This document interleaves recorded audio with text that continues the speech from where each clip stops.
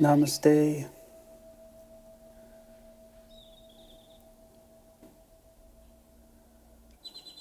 So I want to talk to you about some feedback that I received this morning after reaching out and inviting participation for this talk.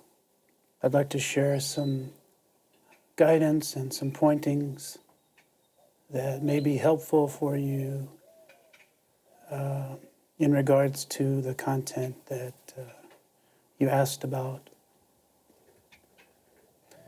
So living from presence is not a philosophy. It takes a minimum effort to come to the recognition that you are here in the now, and this here and now is your happening reality.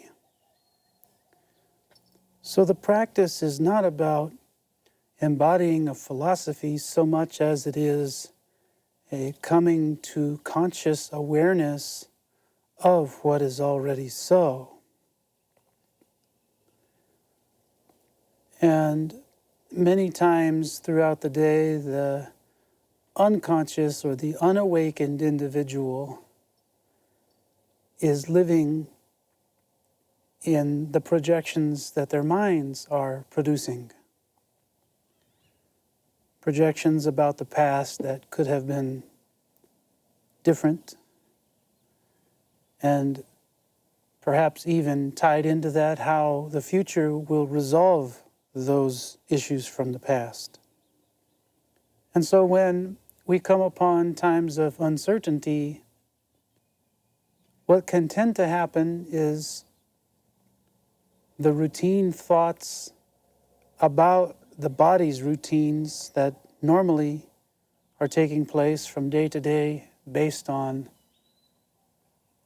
the clock and routinized activity through work and so on. When that gets disturbed or interrupted, the mind can become very creative into what that might mean. And frequently, without conscious presence, that movement in the mind can have a tendency to lean toward negative projections, fearful projections. And collectively, as that happens, the collective consciousness is also affected. And so it becomes very beneficial to consider that what the mind is bringing forth may actually not be what is here and now. Checking in to see if what the mind is presenting is practical or not can help to alleviate a lot of the psychological suffering that may come about through fearful collective agreements about how things could be. And so, as we encounter the repetitive unconsciousness that continues to present these projections of fear and a feeling of importance about a future that isn't happening here and now where we are, in our very near proximity, in the present moment. So we can check and see, is this actually happening where I am? Without identifying with the activity that's going on. Simply checking in to see, is it happening here at hand, where I am? And is there anything that can be done about what is at hand that has an actual presence from what the mind may be presenting as important?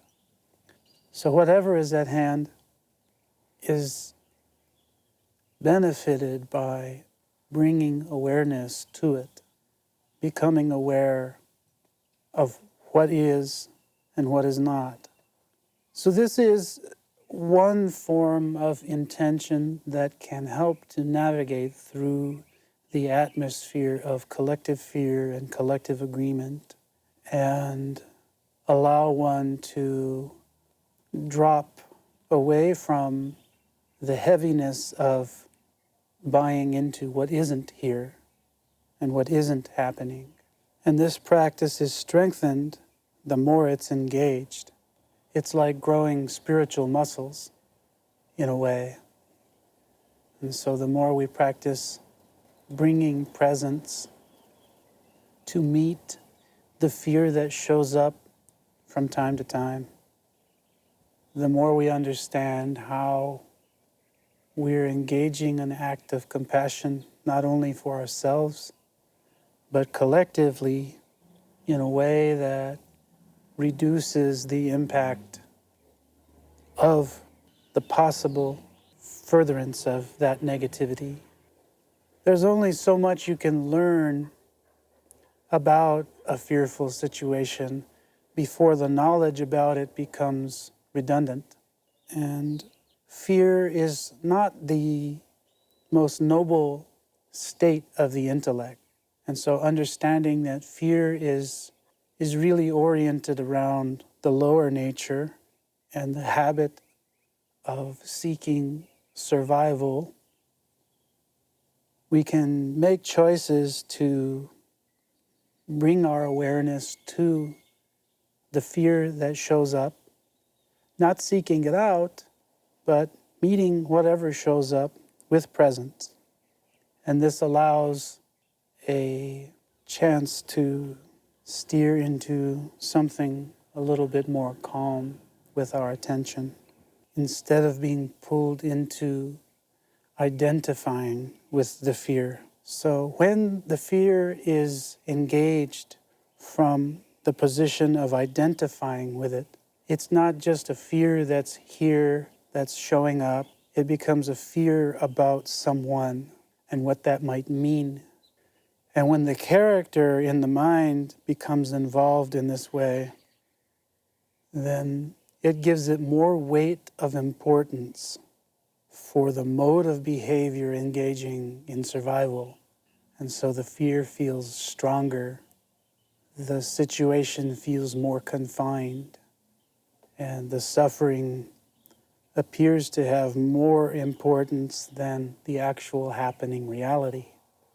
And so checking in with what's happening here, not with what's happening abroad, not with what's happening maybe tomorrow, but with what is happening here in the present, and being here with the present, with our attention, much of that dynamic is alleviated, preventing us from the need to act as though we have something to protect in our mind related to our identity of who we are. Who we are does not depend on what we fight for. Who we are is earlier than labels and titles and social positions, power positions, etc. Who we are is already so. It is already here. We are already here happening together. Nothing we do or we don't do is going to change our true identity. As one deepens into the present, engaging presence and living from the presence, the identity in the mind loses its power. It loses its draw on the attention to come outward toward the mind, allowing it to remain in a deeper state of peace, calmness, and far less psychological suffering. So one who practices being present, bringing conscious awareness to the present moment, may encounter difficulty when learning how to integrate this practice with collective fears that come up from time to time. But this can be seen as an opportunity to practice also. It's kind of a litmus test to see how the attention can be eased away from the ideas about what's not happening and gently brought back to the here and the now. And in this practice, the benefit of it is really not seen through the philosophy about it, but it's seen when the relating energies and dynamics are actually flowing together. In ancient Taoism, Zhuangzi spoke about entering the flow, finding unity with the flow of the universe, creation, and we can call that God's will. The fearful identity in the mind is regularly concerned and oriented in the behavior of attempting to gain control, gain power, gain improvements, become this or become that. And all of these ideas stem from a root feeling of, I don't have enough. It's not enough right now. I need more. But who you are can watch those kinds of thoughts and those kinds of patterns also as they come up. You're there before the thoughts show up. You're there before the emotions, the fear that you feel shows up. And as these changeful thoughts and emotional climate ebb and flow, wax and wane, you are there to notice them. So presence helps you go into your true identity beyond your self-held image, your self-concept that may be based on beliefs and traditions, desires, projections, and expectations. And it helps you discover that childlike presence that you came into the world with. Only now, as you understand from a bit more evolved intellect, there is a stronger conscious presence by bringing this awareness to the present moment than what an infant might exhibit. But as you begin to discover your true nature, your spiritual reality that's already here, you begin to gain a bit more independence, a little here, a little there, as you practice.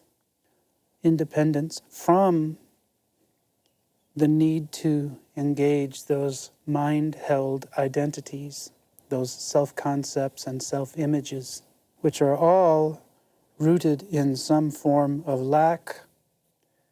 But that lack is produced only because one identifies with the false identity, the story in the mind that only lives in past and future. Bring your awareness to it and recognize that the fear is there, even though it may feel really close, intimately close even. Maybe you see there's a little bit of space in between the fear and who you are, where you're looking from. Coming to the present moment, out of possibilities, out of what happened, away from what might be or what might become, and simply being here with the ordinariness of the present moment and bringing attention home to this ordinariness of here and now. There isn't quite such a strong need to engage the feeling of importance that has been habitually given over to this feeling of lack. So as we meet the groups of people throughout our day and the individuals who come and go in our day, simply bringing conscious awareness of whatever's happening here in the present moment is really foundational to stepping out of the habit to identify with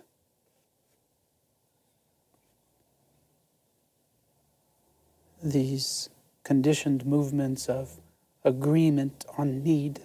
If you listen to conversations, many times you only hear statements about past and future in the conversation. What I did, the me that needs something in the future, what happened in the past that wasn't correct, that needs to be resolved in the future. Bringing presence to all of these movements forms a kind of disconnect from that false psychological world that the attention has been conditioned to believe has some importance. And so bringing an intentional awareness to the presence of what is, we can begin to let go of that feeling of lack, making space automatically for a more restful, more peaceful state of abidance in this human experience. So I'd like to share with you a meditation I've engaged, and I find it useful in cultivating a positive atmosphere of activity in the mind and really bringing the attention out of what was or what should be and into something more wholesome and perhaps quite a bit more noble than engaging nearby fear. And this meditation is called metta. It's a Buddhist meditation, but you don't have to be Buddhist to see the benefit of holding space in the present moment for positive thinking, positive intentions in the heart. Many of the religions in the world are in accord with this same dynamic. In the Bible, there's a passage that says, "Let not your heart be troubled, because out of it are the issues of life." And so I'm also recalling there's another passage that says, "Whatsoever a man thinketh in his heart, so is he." And it doesn't say mind there, it says heart. So how we are feeling, what we are giving our attention to in the present moment is kind of the way that we're forming our experience of the present moment. So we can look simply and see that we do have a choice to put attention into the future and be fearful about what's not happening. And we also have a choice to bring the attention to the present and check and see if there's a need here and now to be fearful for anything that's happening here and now.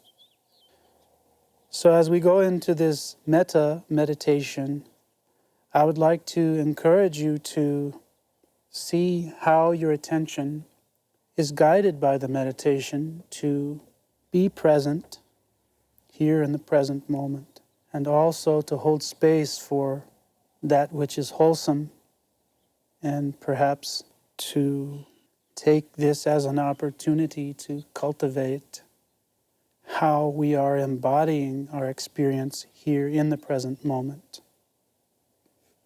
So as we go through this meditation, try to become aware of where your attention is and really bring presence to the words and let the words help you and guide you to where to place your attention in this movement. And so we begin. My heart fills with loving kindness. I love myself. May I be happy. May I be well. May I be peaceful. May I be free. May all beings in my vicinity be happy. May they be well. May they be peaceful. May they be free. May all beings in my city be happy. May they be well. May they be peaceful. May they be free. May all beings in my state be happy. May they be well. May they be peaceful. May they be free. May all beings in my country be happy. May they be well. May they be peaceful. May they be free. May all beings on my continent be happy. May they be well. May they be peaceful. May they be free. May all beings in my hemisphere be happy. May they be well. May they be peaceful. May they be free. May all beings on planet Earth be happy. May they be well. May they be peaceful. May they be free. May my parents be happy. May they be well.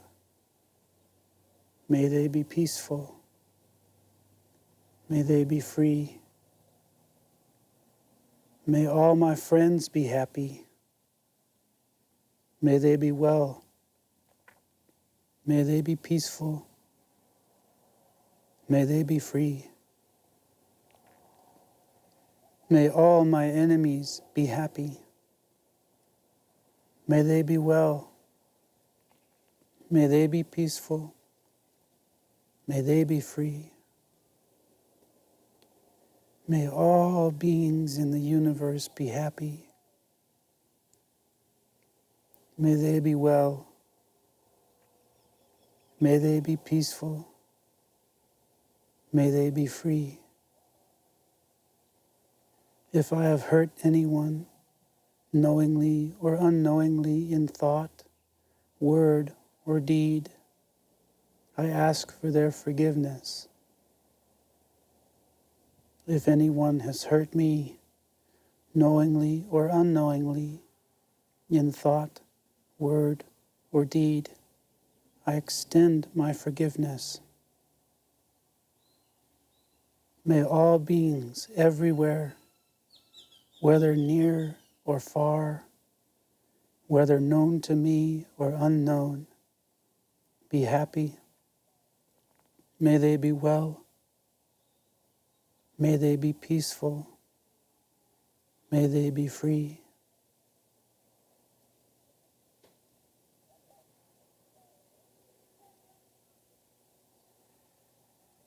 Now I would like to take the opportunity to extend this meditation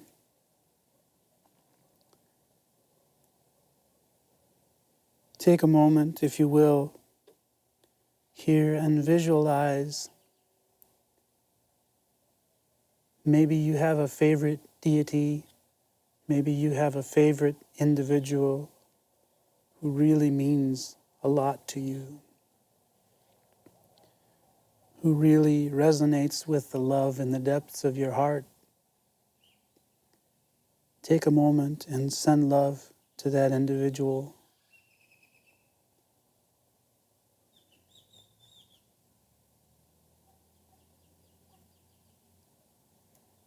Take a moment and open to receive love from that individual.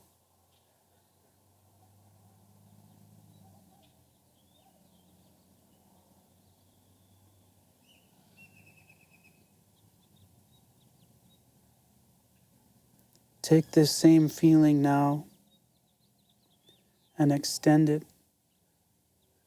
to someone who's neutral in your life. send the same love to this individual.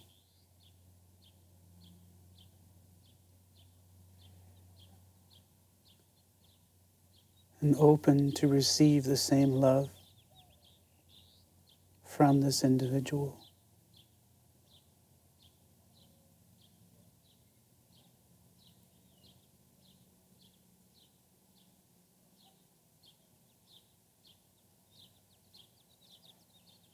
Extending to perhaps whom we might consider one of our worst enemies. We send this same love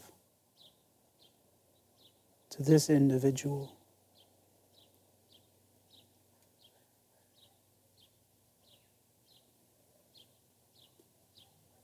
And open to receive the same love.